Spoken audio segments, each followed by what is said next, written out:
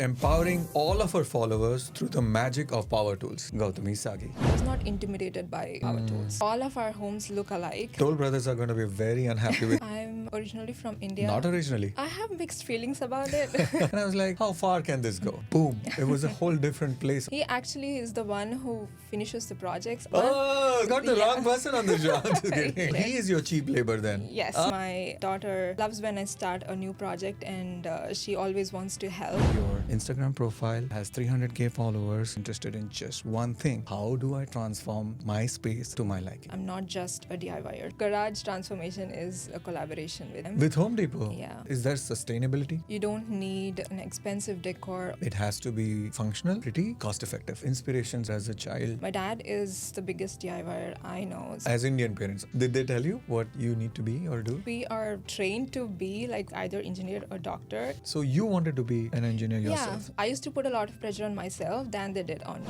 Did you ever see yourself as a responsible member of the family? More of a responsible person because I have a sister who is autistic. I've had few months of PPD as well. How does PPD impact you? There is this heavy mom guilt. When I'm home, I feel like I'm not doing enough. Are you going to take this to the next level where you start doing homes for people?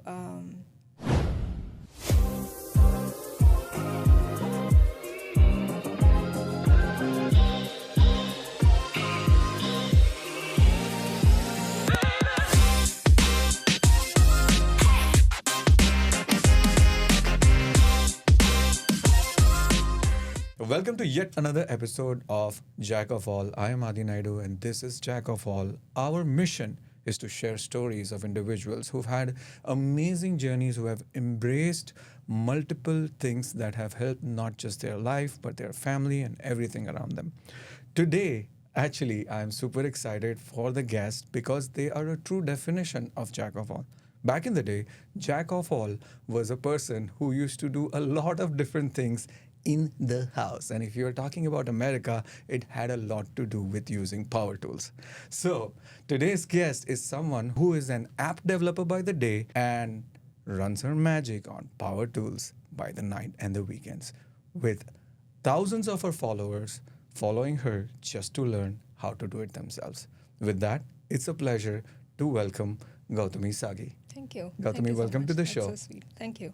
I am really excited that you're here. And when we were looking at the profile, usually in the past, we've had people who are Jack of Alls that come to our show. They share their amazing journeys of their struggles of doing different things. Mostly the profile or the portfolio fits under film acting, something to do with tech or, sports or things like that. But I've never had a guest who has figured out life within their own home.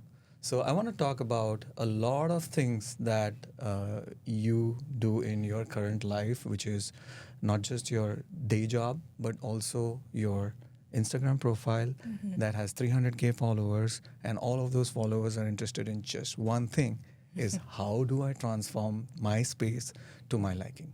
So welcome to the show. How are you feeling? Thank you so much. I'm really excited. I definitely did not think podcast would be on my list this year. So thank you for having me. Have you been to Seattle before? Yes, once. Okay. Yeah. What brings you to Seattle other than shooting podcasts? I have some friends here. Okay. So when I come to West, I try to visit them whenever I can. Amazing. And where are you from? I'm originally from India. Not originally. Okay. In the USA. I'm just Okay. kidding. Yeah. I know as Indians and as immigrants, we are usually like, how do I answer that question? Yes, Because yes. I've been living for more than a decade in United States, but I still don't feel I should say that I am from this particular state Right. in the United States. So in the US, where are you from? I'm from Charlotte, North Carolina. Okay. Yeah. And tell me more about Charlotte, North Carolina. Why do you like it? Or do you like it? Yes, I absolutely love it.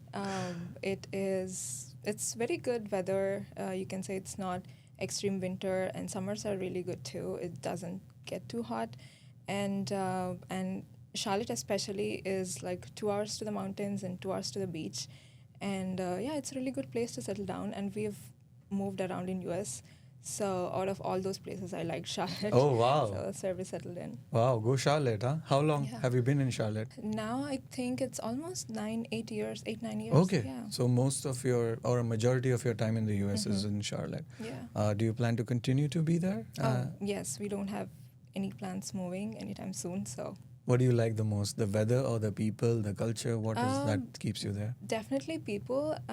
We have an amazing community, and it really helps for our daughter to grow up in a community. There's a lot of Indian population as well, and she get to like experience all the festivals and have a peek into our culture there. So that is good, and weather is definitely better. So before Charlotte, I was in Toronto, and winters were really harsh. So that's another reason I really like Charlotte. So no snow, not as much. Amazing. And why do you not like too cold winters? Because you're from India. originally, Originally from India, yeah. You were born and raised in India, Yes. Vijayanagaram in near Vizag. Yeah. Tell me more about that place. Vijayanagaram is a small town. It has changed a lot now, but it was small, but it has definitely some good history and good schools. And I've been there all my life pretty much. My parents recently moved to Vizag, but even last time I was in India, I went to Vijayanagaram. So it's very close to Vizag. It's one of my favorite places in the whole world.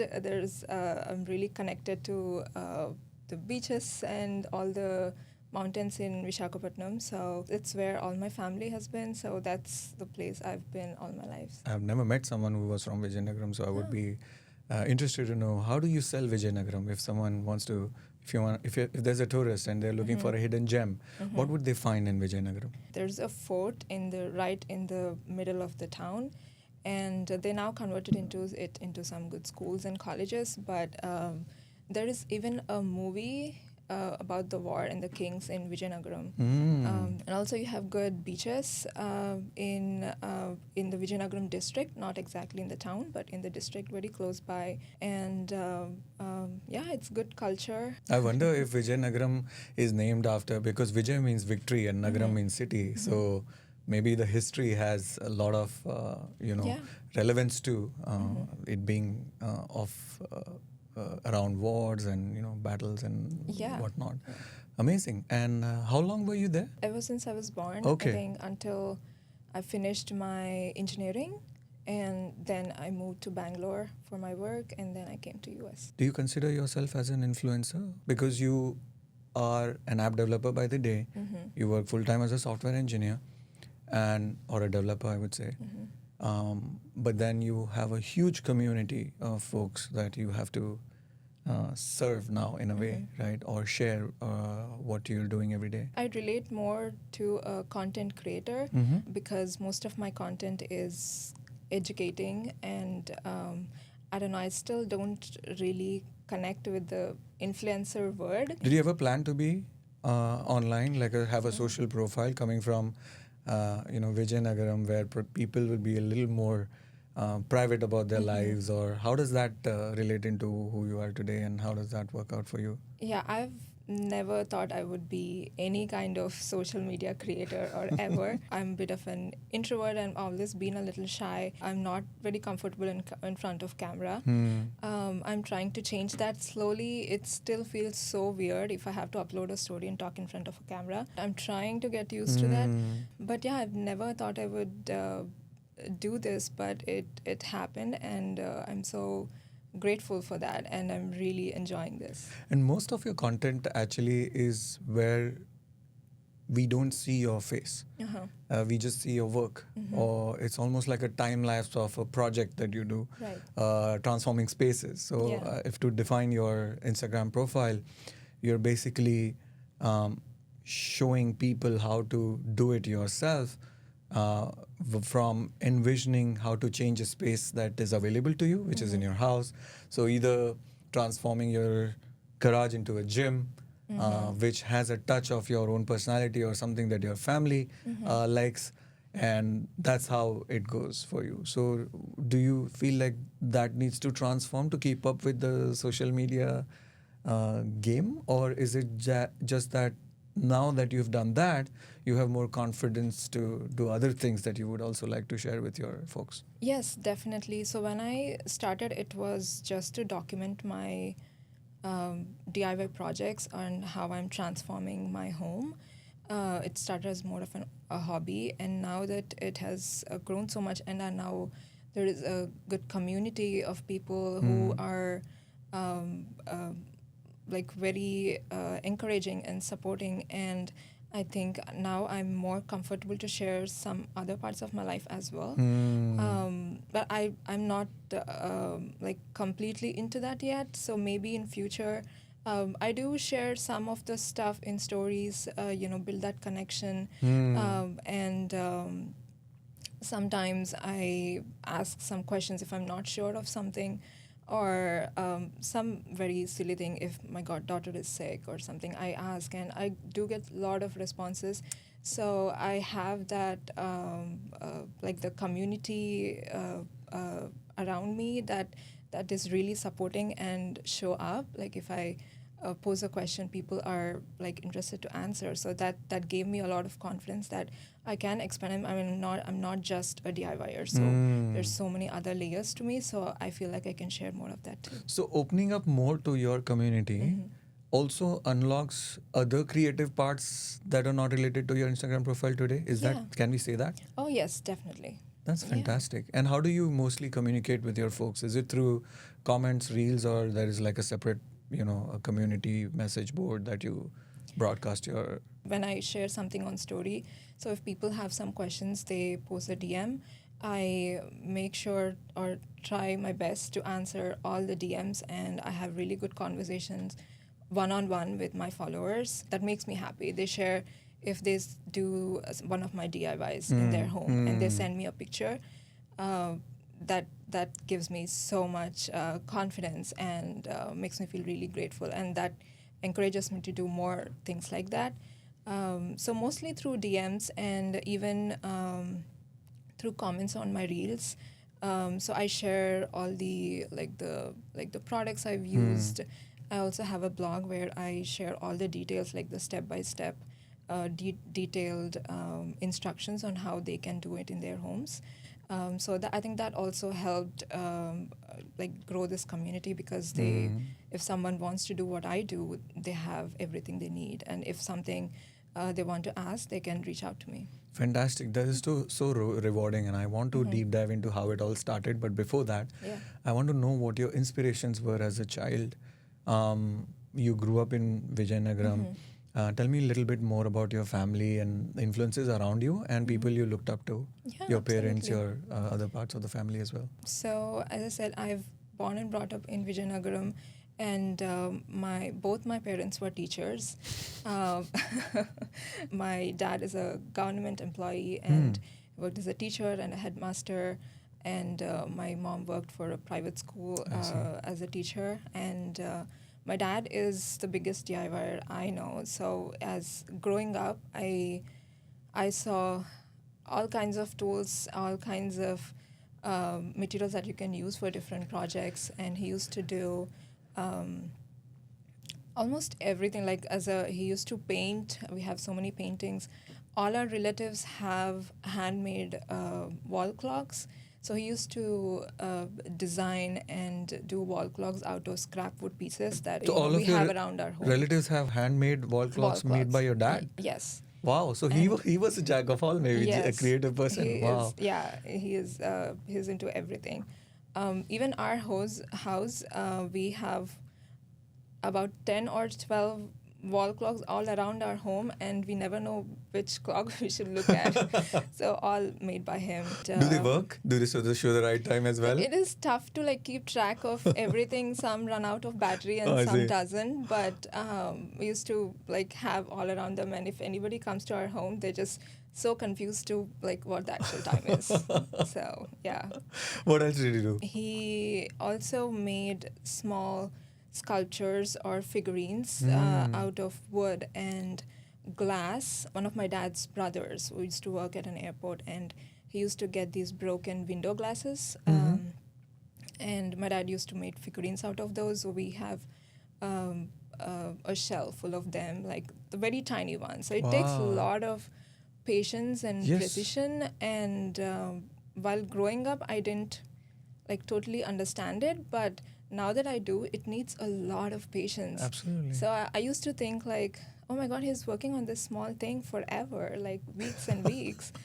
And now I understand. Now I get it. Did Yeah. you accompany him out of curiosity, or did he make you also partake? I mean, I used to sit there and maybe help whenever I can. He not just woodworking. If he was doing some electrical work around the house, he used to ask me like, "Hey, give me that." I used to like hand him the tools. My daughter does that now with Oh, us. wow. That's fantastic. So I got familiar with it. I mean, I was not actively involved in his projects, but I was familiar with all the tools, and I knew how, like what basic tools we need for woodworking or something like that, and that gave me confidence. Like when I thought of doing those projects myself, I had a basic idea. I was not intimidated by like the power tools. So my dad, when he was doing, they were mostly manual. They were not power tools. But yeah, I think we have it very easy, and he like with the hand tools, it was much more difficult. And how would he make those things? Like, did he learn? Do you remember?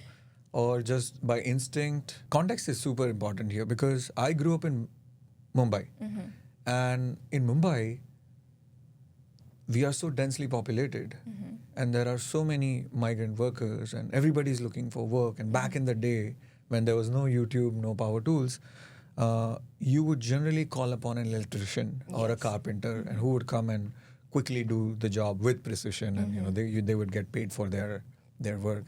But then there are other places in India where you don't have that, and then you have to kind of do it. So what I wanted to ask was whether he was doing it out of interest, or there was some other motivation as well for him to kind of do these things on his own. Because in America, it's pretty much a culture, right? You have to know your home, Right. your water tanker, and your water heater, and your garage doors, and etc. At least a few years back, Yeah. people used to know every inch of their house and have the ability to fix it themselves.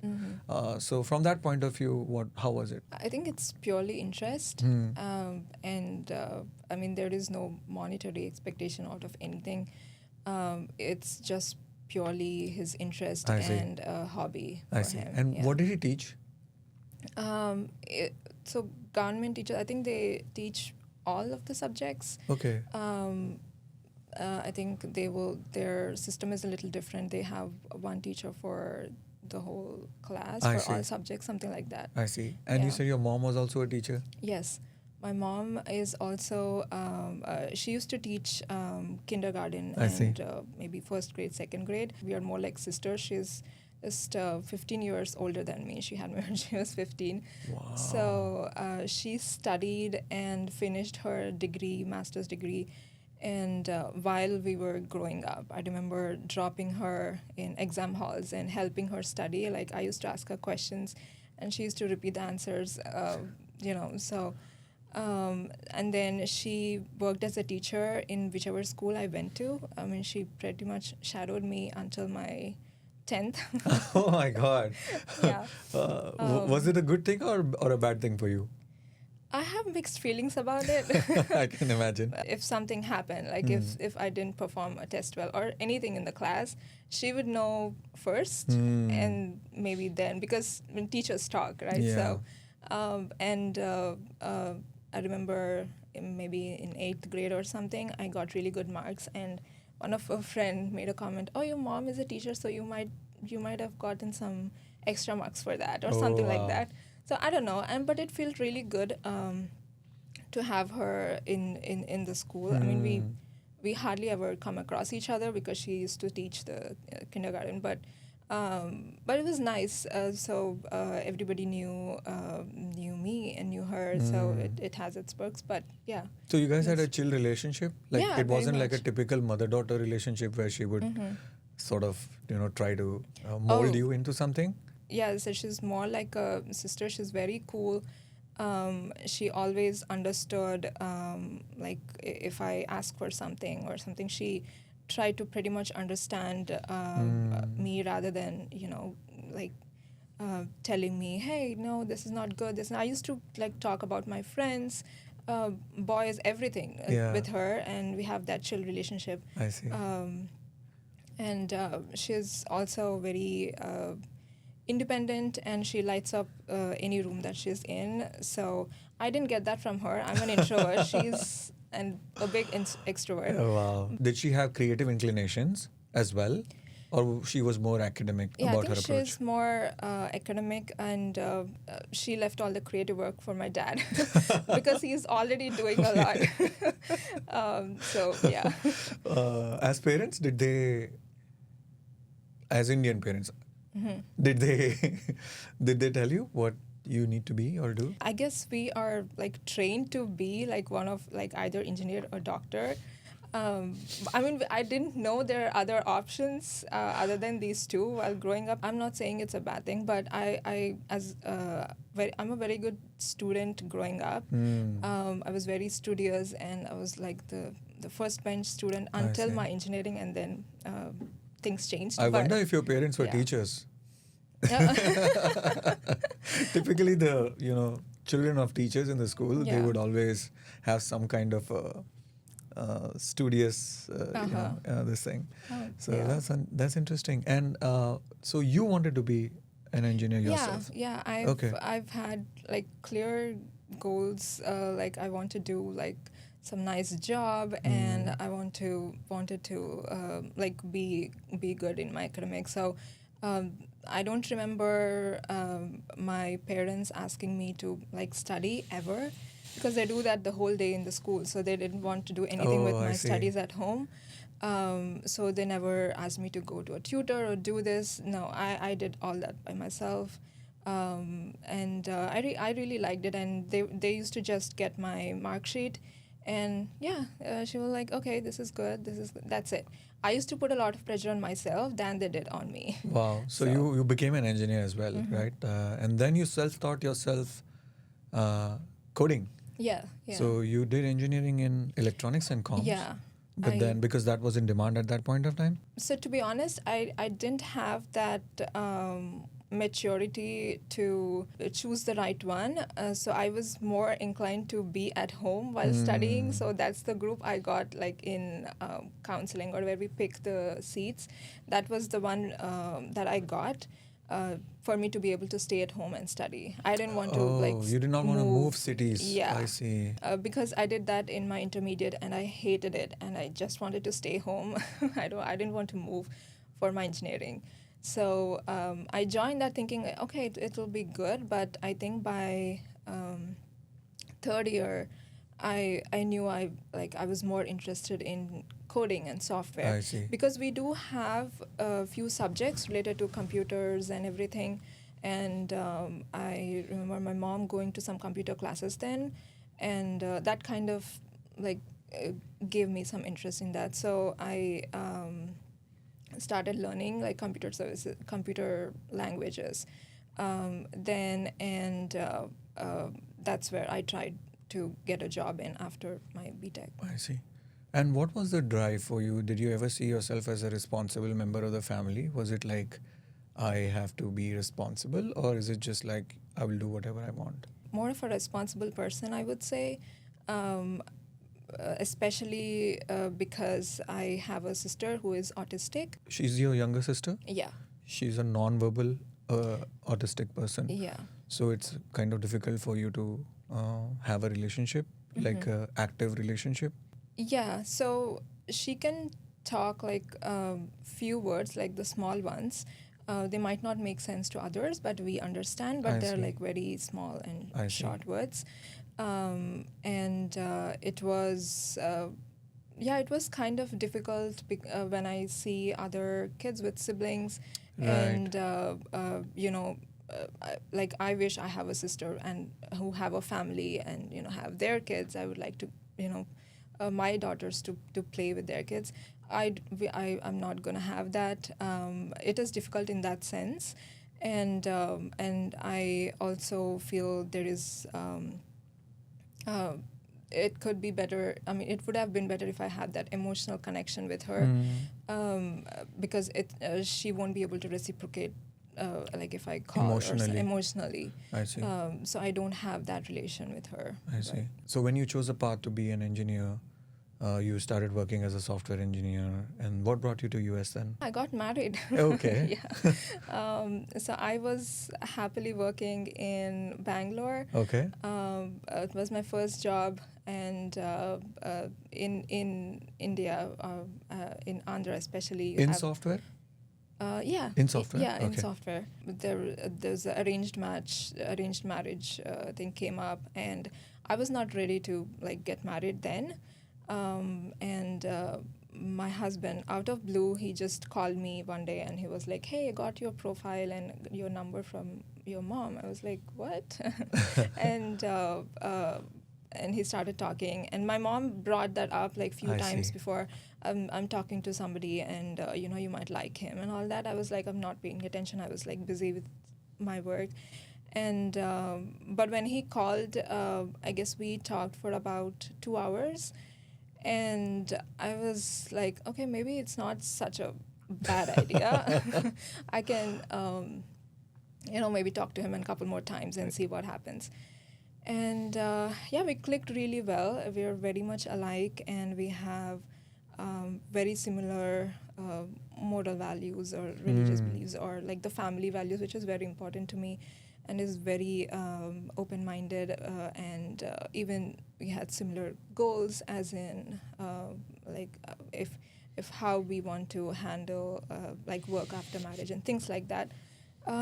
So yeah, it clicked really well, and he came to India for his sister's wedding, and we convinced our parents to let us go on a date, and we did, and we liked each other, and then we asked our parents to like meet, and the next day, I mean, they were already prepared for everything. I see. And date was just more like a formal thing, just because we asked. But yeah, they all met, and my family and their family really liked each other. My dad needed some convincing because he was not ready to send me abroad. And even I was not ready to like go leave, because I was kind of the only kid. I wanted to stay with my parents. But my husband, he told my dad that he will be coming back in like a couple years. His visa is going to expire anyways. We are just going to see some places and come back, and it's been 13 years now. Typical. Yeah. Typical. Yes. But I'd still ask about that. Wow. But yeah. Fantastic. And then you came to Cincinnati. Cincinnati. Yeah. You lived there for a few years, and then you moved out as well Yeah. to Canada. To Canada. Okay. So because of his work, we had to go to Canada for a year, and then I found my job there, and he had to come back to US, but I did not have a work visa then. So he came back to US, and I was living there for about almost an year. Alone for you? Alone by For the myself. first time in your life? Yes, for the first time in my life. I mean, I lived in Bangalore for a very few months with my friends in a PG, but that was totally different. Everything was taken care of, and in Canada it was more taking care of the house all by myself. I was just living alone without any friends, so it was different. And after maybe 8 or 9 months, I got my visa, and then I came back to US. So what were you doing for that 1 year? Just working, or did you have some DIY stuff going on there as well? No DIYs until like we bought our first home. I did Okay, not- so that was yeah. only when you bought your first Yes. home, which was when and where? In 2016 Okay. in Charlotte. Okay. Yeah. And then you just bought a home, and you were like, Yeah. I want to personalize this? Yeah. Okay. And I think the COVID happened at the same time, and that gave us a lot of time to focus on our house as well. And I was we kind of wanted to do some things. It's a new home. We were very excited, and I wanted some particular things in my home. And we asked for a coat, and it was ridiculously high. And I was like, no, this cannot cost that much. And we went to a hardware store for the first time. And after a couple visits, we were like, we can do this. And I was already watching some of the creators online I see. who were women and killing at this. They were like transforming their spaces and building all this furniture and building a community and all of that. So you yourself took inspiration. Oh, yes. Yeah. Wow. Yeah, And you had a definitely. baby by then? Yes. My daughter was 1 year, I think. Maybe less than that, but yeah, it all happened when she was really small. And this also gave me a kind of way out from being like overwhelmed with my work and my baby. So I was kind of had few months of PPD as well. How does PPD impact you or one in the USA? I would like to know more if you don't mind. Yes, absolutely. I think not enough people talk about this, but So PPD is postpartum depression. Women Yeah. get that after they have You have a just baby. delivered a baby. It might not be immediate. It could be after as well. So while I was working and having I just had a baby, it was a little difficult to manage all by myself as well. And there is this heavy mom guilt. When I go to work, I always think about my baby. And when I'm home, I feel like I'm not doing enough. Since it was like a first baby, we are still figuring out everything. We were rushing to the hospitals for every little thing and all that. We didn't know if we are doing things right. And this doesn't have to be external. You yourself can think of these things that you're not doing enough, or is this external signals? Could be both, but could be both. yeah. I see. But I think it starts that way, and it also comes with a lot of judgment around you, because people kind of tell you should be doing that, and people judge you for working when you have a baby. They will, okay, why don't you take a break, because this is more important. And until that point, until you have a baby, you were taught to achieve all these goals, make a name for yourself, and work really hard and all of that. And as soon as you have a baby, and people, not people, but in general, why don't you take a break? Push everything you worked so hard like a little away and focus on this. I'm not saying it's wrong, but it kind of can be overwhelming for someone. I think it comes from that as well, and also with not knowing what exactly you should be doing in some situations, and you question yourself a lot if you're doing the right thing, or maybe giving the right food, or treating them well, or all of those things kind of overwhelm you. So and when you're busy doing all this, you kind of lose your self, I guess. That's So a you lot of don't- stress, by the Yeah. way, because without a baby, in general, when you're just working one job, that itself is stressful. It takes most of your time. Yeah. And then you have to come back home, and you have your chores, and then you have your body to deal with, maybe after that as well.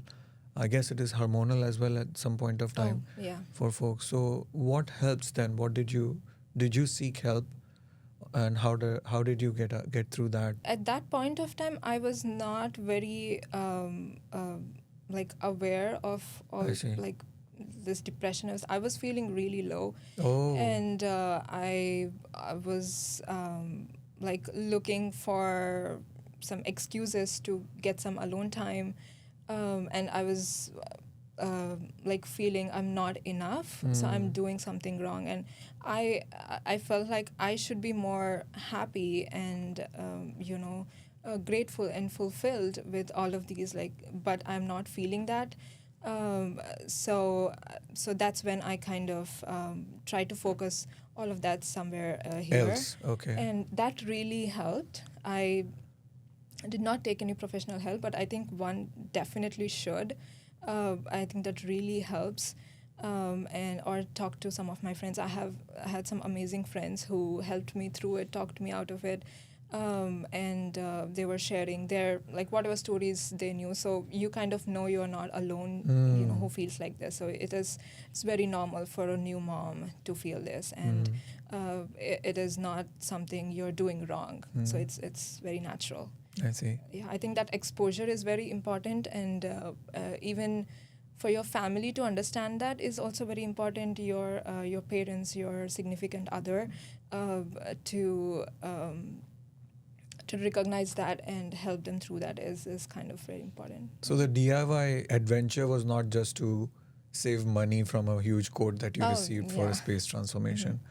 I think DIY projects started with the home, but the creator part of it kind of came out of this, like, trying to keep myself busy. I see.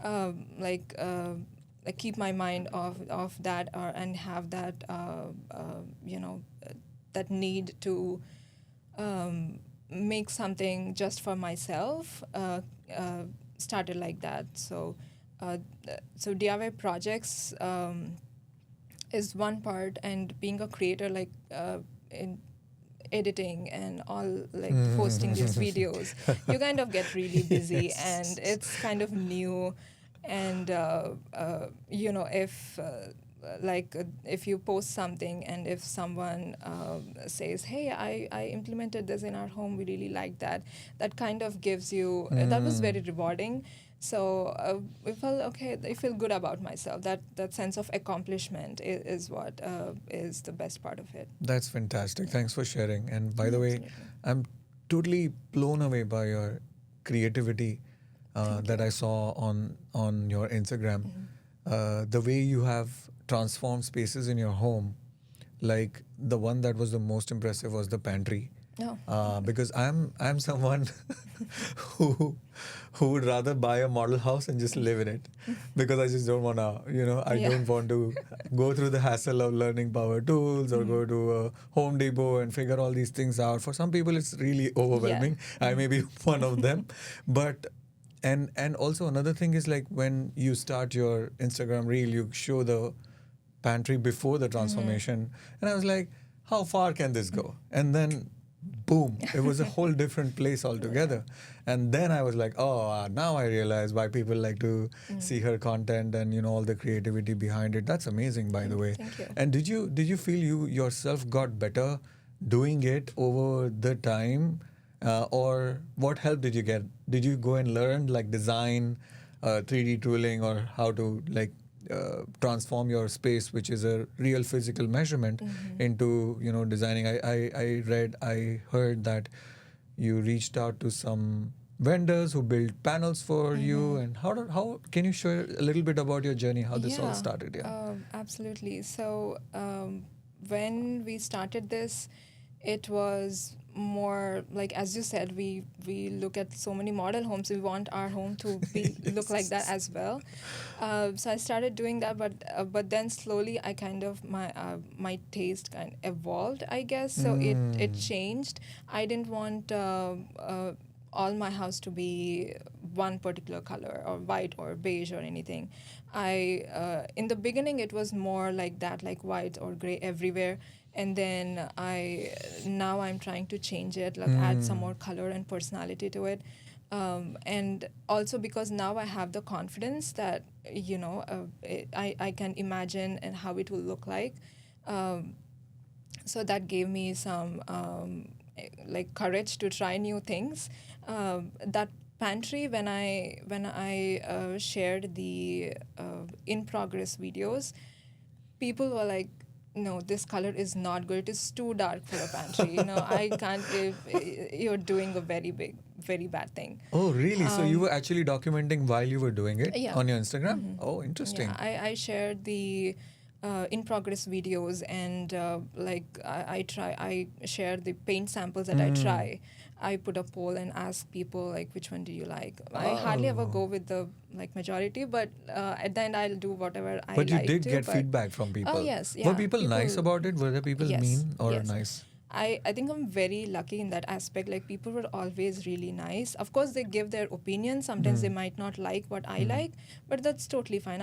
That's totally fine.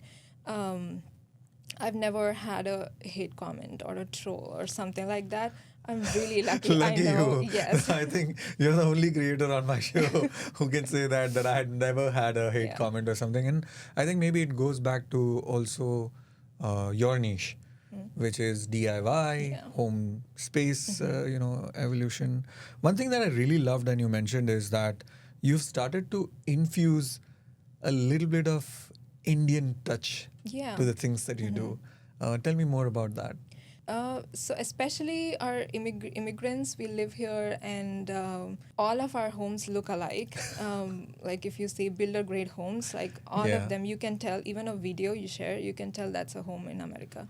Toll brothers are going to be very unhappy with this statement, but yes, Yeah. I know what you mean. Yeah. So, but of course, so because we have to get a builder grade home, and to change that look or have that uniqueness or to have that personality in your home, I think to adding that Indian touch brings that uniqueness, and it also feels like home. So we grew up seeing all those forts and curves and all the architectural elements and colors, and prints, different prints, and having them in your home really makes it like truly yours. And it is different for different people, right? As an interior Yes. designer, what do you believe in? Like, for example, if you get a contract from a non-Indian person, then I think your approach will be a little different, where you will probably understand what they're nostalgic about. Exactly, yeah. Is that what you're Yeah, saying? yeah. Okay, so home is about what you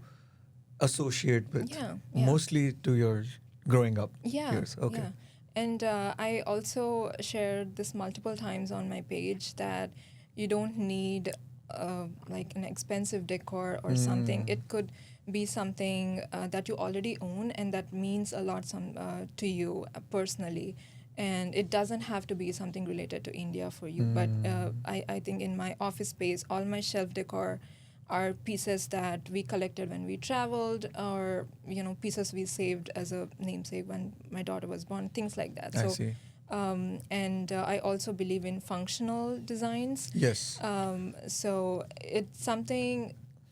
I mean, it can be, but I believe in.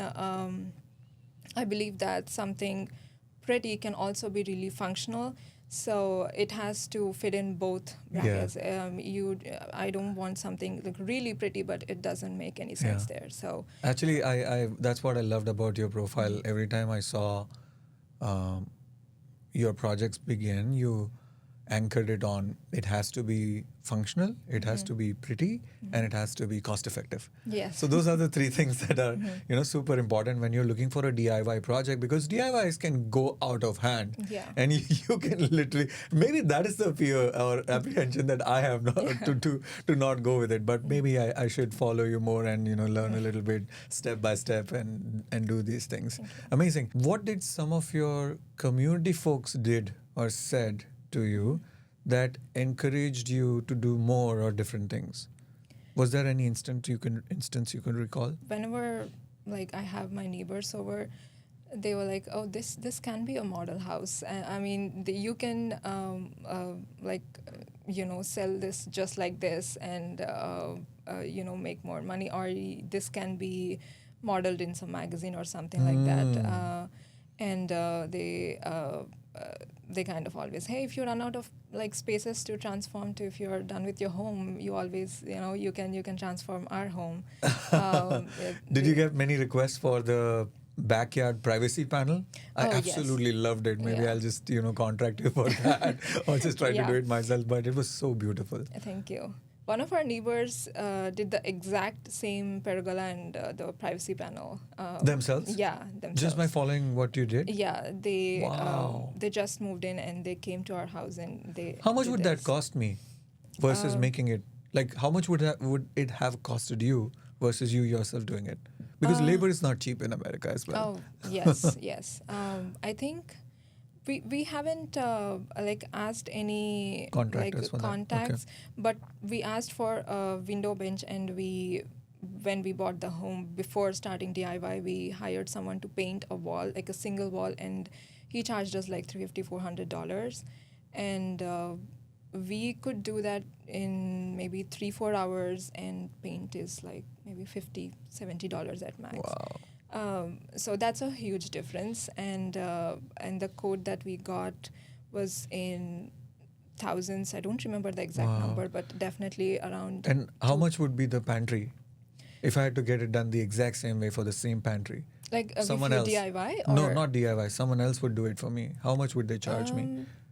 Like $25,000, $50,000, or less no, than maybe not that much. A little less, A few 5,000? thousands, yeah, Okay. 5-6 thousand, I would say. that? Okay.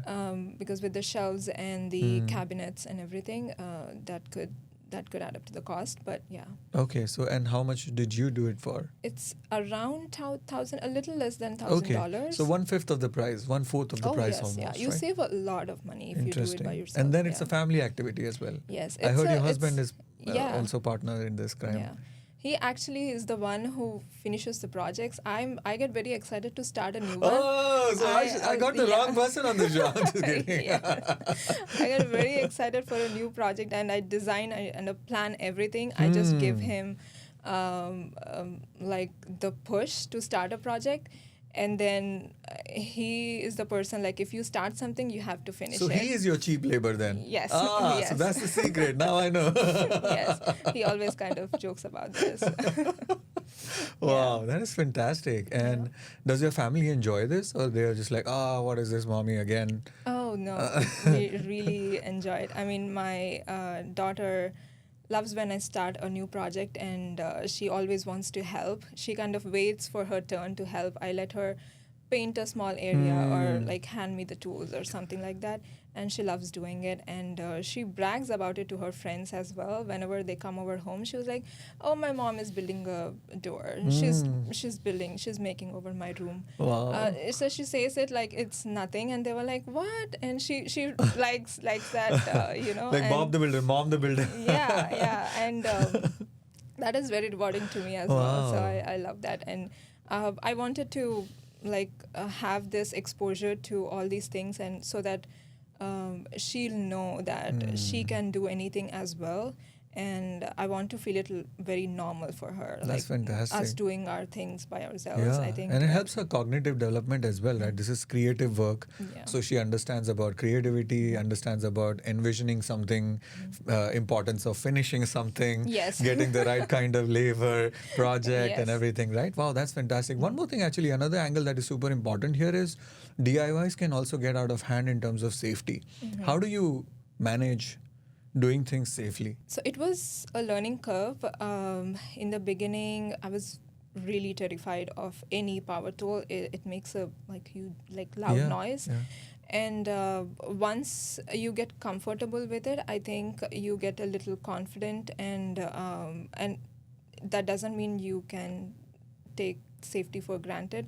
Always use safety gear. So how do you learn respect about the what tool. is the right safety gear? Do you Google it, go to YouTube Yeah, and stuff like there's that? so much Okay. stuff you can learn on YouTube, and nobody reads the manual, but I'm but one of those maybe we people. should. That's Yeah, why I don't- me too. I never do that. I'm just like, here it is. Yeah. But with the bigger tools, I think my husband helps me. I'm still terrified of some of those, the table saw and all of those. But we make sure we have the right safety tools, and we watch so many videos on it to even before starting the project. And I think I had one incident where, so as you do projects, few things happen, and that kind of teaches you as well. Oh, this we should not be doing this. So there is one incident where I was using a miter saw, and the blade got stuck, and it kind of threw away a wood piece. Luckily, it didn't hit anyone, but yeah. So through that, we were like, okay, we should not be doing this, and what can we do to avoid this in I see. future? So we read up those things. So we have to like make sure the battery is fully charged, or do this a certain way. So I think after couple projects, you will know like few basic things. But That's yeah. fantastic. And you're not just successful in terms of transforming your spaces to the liking of your vision, but also and having so many followers helping you develop that creativity, but also you've monetized this in certain ways. Do you want to speak more about that? Like, what kind of companies are interested in partnering with you, and who do you work with? I've worked with some big brands. The biggest one is Home Depot. Oh, wow. The garage transformation is a collaboration with them. With Home Depot? Yeah. Okay, and what does that collaboration mean? Collaboration, usually brands have these campaigns and they want to promote some particular like products. It could be different things. It could be seasonal. There's some festivals coming up, so maybe a sale that is coming up, they want to promote that. So they have different campaigns. So they reach out to creators who are doing well in that niche, who have good engagement, and then they come up with a contract. Hey, you have to post a reel, a few stories during this time, and then we get on the project and I give see. them a draft. But they don't piece. tell you that you have to transform your garage into something. Different brands work different ways. I see. For example, it has to be a transformation, or it has to be something to focus on decorating, depending on the brand and the campaign they're running. They give some direction and few things to say. Yeah. Mostly it is, make sure you name the brand and make sure you tell it is like an ad. Yeah. I think there was an airspace filter also, Yeah. something that you did. Yeah. That was super interesting to me because I was like, if I had to take a guess of all the brands that could work with you, I wouldn't have guessed air filter because I haven't seen you or I haven't done that enough to know that there is so much dust around when you do DIY projects like this at home. Yeah. So how is that working out for you? Is it like seasonal in nature? Is it hit and miss, or is there sustainability? If you like focus on this, maybe it is sustainable. But since it is not my full-time job, I don't get a lot of time to focus on that. And even brand collaborations take up a lot of your time. And you have to give content for approval beforehand. And Are you kidding me? Yeah, it has to be during a certain time. There will be a deadline. There is a huge contract. Even to get a brand like partnership, you might have to give some mood boards to them, give some ideas so that they like it, and make sure it aligns with their campaign objective. So it's a lot of work. So if you make that your full-time thing, there is definitely some angle of sustenance to that. Definitely, that. Okay. Yeah.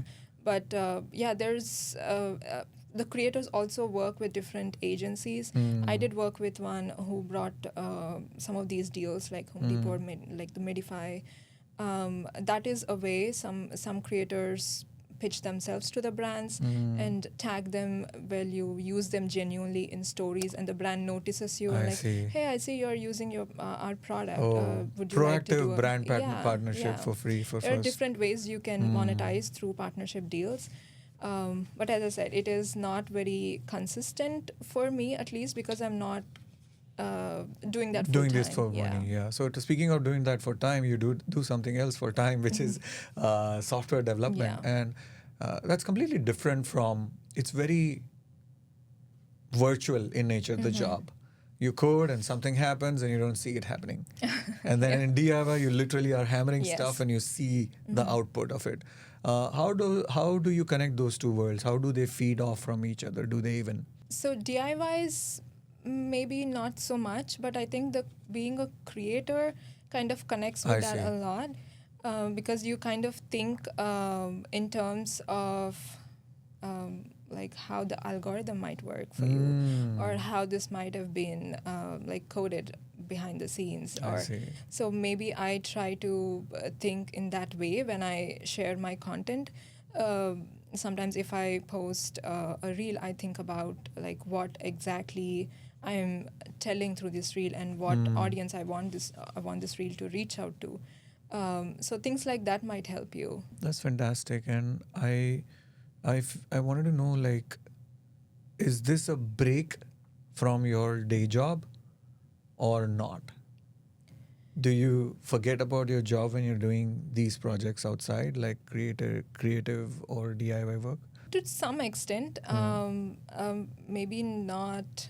As I say, the DIY projects are not related to my day job, but I think if you like even the social media, if you think like because I'm a developer, I kind of think that way. So in that way, I might not like see it as a total break. I see. There is some relation. I see. Yeah. I see. So it's not like a respite, but kind of a Yeah. happy bridge between the two, right? Where for me also, like it's like that, right? When I'm doing this, I'm thinking about different things where I could, oh, okay, this is how it works, and fun, fantastic. What are some tools that you've used? Not not power tools, Okay. but tools in terms of mental health or or anything else, right? That has helped you do juggle multiple things that you do, because at some point of time, either you're a creator or DIY or working, things still get a little too much. Yeah. How do you manage them for other jack of alls listening? So the biggest thing is like having a supportive partner. So we share responsibilities a lot, and like if I'm doing something on social media, it's not like I'm wasting my time. So I guess you have to have that understanding. And coming to the tools, I try to have a balance as much as I can. It's not completely possible, but we try to do most of our stuff in the weekends, and for few things I can grab small chunks of time during the weekdays if I can, because I really enjoy it. It doesn't feel like work. It kind of feels like winding down after a day. Maybe this is time for myself. Let me do something. It doesn't have to be work with power tools. It could be learning, how to edit something in a certain way, or something, building my blog. I really enjoyed building it because it's something totally new. You get to learn something, and that's also a continuation for like the back end work is kind of related to my day job as well. It's all technical, so I enjoy doing that. It's hard to do everything all the time. Sometimes things go to the back burner, and that's totally okay. Because if I'm heads down working on something for my day job, I'm not posting anything on social media because I don't want to, there won't be any time. And sometimes when we are busy with a project, I might not be cooking like 3 times a day, or I mean, we don't usually do that anyways, but I'm not cooking. We are just getting takeouts. I guess you have to set your priorities. When I'm busy with my projects, my husband takes more of entertaining my kid, or takes more helps me a lot in the kitchen or something like that. So having that understanding and managing your time, it's still a struggle for me as well.